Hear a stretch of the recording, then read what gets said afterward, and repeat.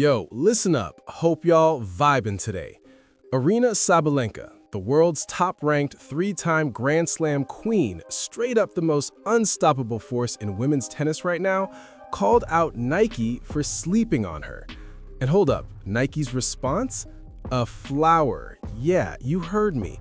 But not for Sabalenka. Nah, this one went to Alexandra Eala, ranked 29 in the world with 0 Grand Slam singles under her belt. And girl, this kid might just be the riskiest, most commercially explosive player Nike has on its entire tennis squad right now. Eala, Georgina Camus, merch.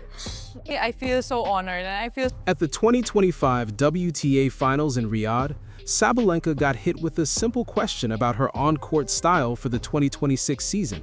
What came out? Not some polished PR answer. Nope, it was a straight-up explosion. Her exact words, "Unfortunately, next season it's just not going to be that special for me. No customs. Maybe we should just start messaging Nike on Instagram and put some pressure on." Sabalenka wasn't coming for Nike with threats. She was literally asking her own fans to do what her contract apparently couldn't: force a global sportswear giant to notice the best tennis player on the planet. Then came the timeline. She was told a custom design was possible in 2027. Not for the 2026 Australian Open, not for the 2026 US Open. Sports editors called it a lack of respect. Nah, that's way too soft. What Nike was really saying to a 3-time Grand Slam champ? Market strategy beats performance dominance. But here's what the viral takes completely missed. Sabalenka's frustration? Never at Alexandra, not once. The fire was aimed straight at Nike, at the brand's creative apathy, while a world #1 was stuck in the same kits hundreds of others wore. That so-called rivalry with Eala? Pure media invention. The real story? A corporation coldly deciding where the attention and the money was really going. There was an idea of Nike. To get why Nike pulled that move, you have to rewind to Wimbledon 2025. July is the most tradition-steeped tournament in all of tennis. Eala made history as the first Filipino woman ever to crack the Wimbledon main draw. And because Wimbledon's strict all-white dress code kills almost any chance for personal branding, Nike's creative team had a tiny, razor-thin window to make an impact. What did they drop inside that window? Not a shoe, not a full apparel kit, not a flashy commercial package. Nope, it was a white box shaped like a mini tennis court.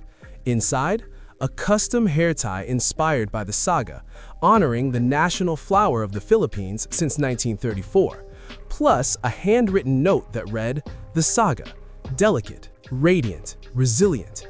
It is a strength, it is a belief, it is home."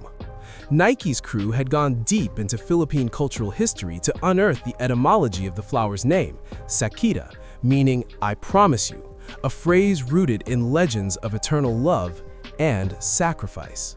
It's called the Sampaguita, and kind of the whole idea behind it. Listen to this. The note even featured a Tagalog proverb that hit differently. "May ani, what you plant, you'll eventually reap."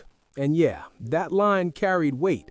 Then Nike pulled a subtle but powerful move at Wimbledon by sending a simple hair tie. But trust me, it meant way more than it looked. In that moment, they basically signaled to over 110 million Filipinos that they actually understood something deeper about their identity, something no other sports brand had ever really captured before. And let's be real, that wasn't just marketing. That felt like staking a claim. That's when everything shifted. Now here's where it gets interesting. The Sampaguita hair tie.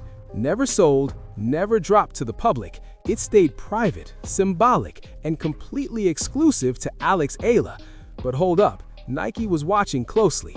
What happened next with the Filipino diaspora's reaction to Eala's Wimbledon moment? It wasn't a normal engagement, it was something else entirely. Analysts weren't even comparing it to tennis anymore. They brought up Manny Pacquiao. Yeah, not a tennis player, a boxing legend, a national icon who unified pride across generations worldwide. That comparison alone tells you everything about what Nike's data was showing in summer 2025. Imagine this, a player outside the top 30 pulling massive crowds at practice sessions. Not matches, practice sessions, like it's a concert. Ticket sales and merch demand in Manila and major Filipino hubs were hitting numbers usually reserved for the top 5 players. And get this, Eala's matches weren't just pulling tennis fans. They were bringing in people who had never even watched a WTA match before. Nike had a name for it, the Eala effect. By August 2025, they made their move. The Sabalenka idea wasn't just a one-time Wimbledon moment anymore. They rolled out Nike by You Full Bloom, a limited drop released exclusively through Park Access, a Filipino retailer. The centerpiece? A custom tee by Georgina Camus, a Manila-based artist, featuring the Sampaguita flower layered over a tennis court design. Tote bags, caps, everything in the collection gone almost instantly. Hold up, Nike wasn't just pushing performance gear to athletes anymore. They were selling a sense of cultural belonging to an entire diaspora. And yeah, the diaspora bought in heavy. Meanwhile, Aryna Sabalenka received something completely different during that same stretch, a standard, mass-produced kit. But listen carefully. This is the part those viral headlines conveniently skipped over. Because of Sabalenka's situation, it's not an exception inside Nike's tennis playbook. It is the playbook. Just look at the pattern. Naomi Osaka, sitting outside the top 50 at the time, still holds a full Nike signature line across multiple categories, built more on cultural crossover and global fashion influence than rankings. Then you've got Iga Swiatek, 5 Grand Slams, former world #1, walking away from Nike entirely to sign with On. And now Sabalenka, the current world #1, is being told her own custom design might not even happen until 2027. At the same time, Nike's tennis roster is quietly shrinking. Jack Draper moved on to Vuori. Taylor Fritz linked up with Hugo Boss. Frances Tiafoe stepped into Lululemon. And no, those exits aren't random. They signal a shift away from pure performance dominance. What Nike is really chasing now is the athlete who can unlock entirely new markets, not just rack up wins. The truth is, a player ranked 50th with a deeply engaged audience of 110 million people can drive more immediate revenue than a world #1 with a broader but less concentrated fan base. That's not opinion. That's the operating logic Nike is running on right now, and Sabalenka is caught right in the middle of it. And here's the twist. What happened next didn't ease the tension, it made it impossible to ignore. In March 2026, at the Indian Wells Open, Sabalenka captured her first title there. The final against Elena Rybakina went all the way. 3 intense sets, 3-6, 3-7, 7-6. She pushed through brutal heat in the mid-30s Celsius while dealing with serious cramping the entire match. And after that win, she celebrated with Five Guys and espresso martinis, then immediately locked back in, eyes on Miami to defend her next title. Listen to this, the kit she wore while lifting that trophy, completely standard, mass-produced, and identical to what hundreds of other Nike athletes had on. Now here's where it gets interesting. During that same tournament, Alex Eala, seeded 31st, fought her way to the round of 16, taking down Diana Yastremska in a gritty 3-set battle, 7-5, 4-6, 7-5, before falling to Linda Noskova.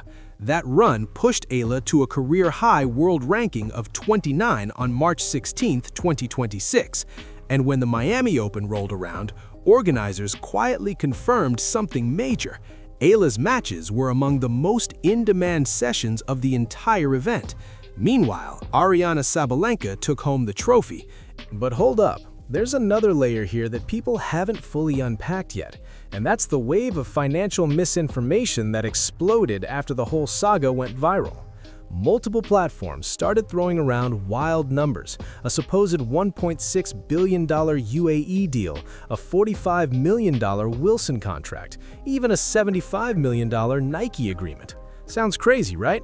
Every single one of those figures has either been debunked or remains completely unverified. The actual confirmed number, Eala's career prize money as of March 2026, sits at $1,745,329. That's the real figure. So why do the exaggerated claims keep spreading? Simple. The pride Filipinos feel seeing one of their own rise on the global stage creates an environment where hype travels faster than facts. The numbers might be inflated, but what do they represent? That part is real. The emotional connection is real. The market is real. The engagement is very real. Nike didn't create the Eala effect. They spotted it early and they moved first. As of March 2026, Aryna Sabalenka is still the world #1, still the most dominant force in women's tennis, and still wearing a standard kit. Meanwhile, Alexandra Eala, ranked 29, 0 Grand Slam singles titles, has a custom hair tie rooted in Filipino symbolism, a sold-out collection designed by a Manila artist, and some of the hottest match tickets at the Miami Open. That's the athlete Nike is building its next chapter around. Now here's the real question, one nobody's answering yet. How long before the world #1 decides waiting until 2027 just isn't an option anymore for a 3-time Grand Slam champion? And that's a wrap. Thanks for watching, and make sure you hit that subscribe button.